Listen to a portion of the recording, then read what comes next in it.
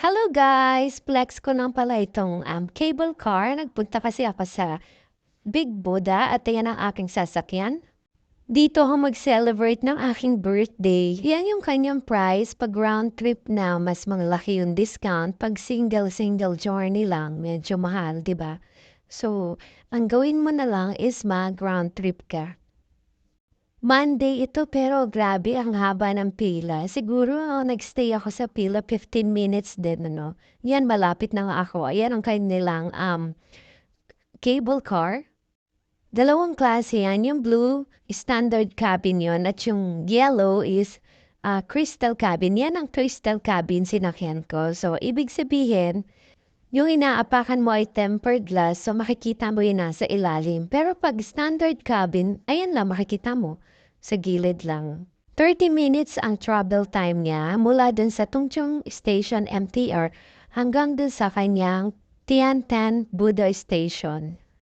Kung nakita niya yung dito sa bandang left ko, yung tatlong bundok, yun ang dadaanan namin. Ayan, yung tatlong bundok, ayun o. So, i-zoom natin yan, pero medyo malayo pa rin. Dadaanan natin yung tatlong yan. So, kaya inaabot ng 30 minutes. Pero okay lang, ang mahalaga, importante. Makarating tayo doon ng safe.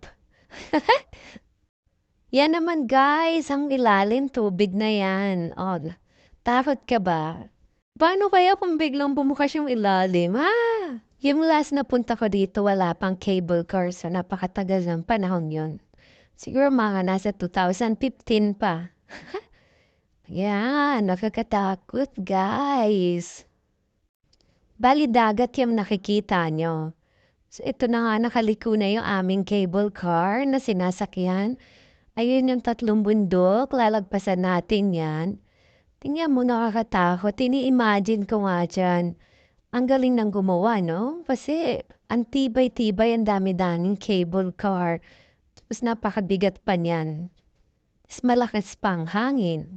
Sa mga nagbabalak pumunta ng Buda, sumakay kayo ng cable car kesa mag-bus kasi ang bus 2 hours. Sakaya ng main attraction sa Buda, itong cable car, syempre, at saka si Buda. Tapos yung view niya, di ba, habang sakay kayo sa cable car, yan, ang ganda lang. Malapit na nga naming maakyat yung unang bundok. Tingnan niyo ang bagal, di ba? Imaginein mo mabilis yan. Wow, ang sarap! Ganyan lang yung andar niya, hindi pwedeng mabilis. So yung baba na yan, dyan yung Tungchung Station, dun ako sumakay ng cable car. Ganire talaga sa Hong Kong, matubig at mabundok. Oh, 'di ba? Ang ganda-ganda. Yan ang mga puno. Yan yung puno sa bundok. Yan ang ating nakita. Nung pumunta ako sa Buda dati, nag-bus lang ako kasi wala pang cable car. 2 hours ang biyahe and yung kalsada niya napakaliit lang. Kasya lang ang dalawang bus, minibus, no, magkabilaan na yon. Eh nakakatakot pa yung daan kasi ang makikita mo lang yung mga puno, yung bundok, wala akong makitang bahay. So pag may mga hold up sa'yo, pero wala namang nang hold up dito sa Hong Kong. Parang nakakatakot lang. Ang hirap humingi ng tulong kasi nga puro puno lang yung paligid pag nagbas ka. Pero ngayon, hindi naman siguro nakakatakot kasi wala namang masyadong ano dito sa Hong Kong, ano. Takot ang mga tao dito. Ay, ang ganda! Ang gandang tingnan. Parang, alam mo, ang laki-laki ng cable car pero pag nandyan ka na, parang ang liit lang niya. Alam ko 10 tao ang kasya sa isang cable car. Nung umalis ako sa bahay, malamig, saka mahangin. Kaya nag-jacket ako kasi alam ko naman na pagdating kay Buda, naku, masyadong mahangin yan kasi mataas na masyadong mahangin dun. Tapos ng bandang hapon, biglang umaraw. Pero hindi naman ako pinagpawisan kasi nga mahangin.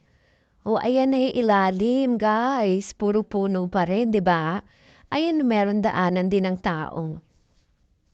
Guys, nakikita ko na si Buddha, yun ang kanyang statue, oh. Ibig sabihin, malapit-lapit na tayo. Makalagpas na rin pala kami sa pangalawang bundok. So isa na lang at malapit na talaga kay Buddha.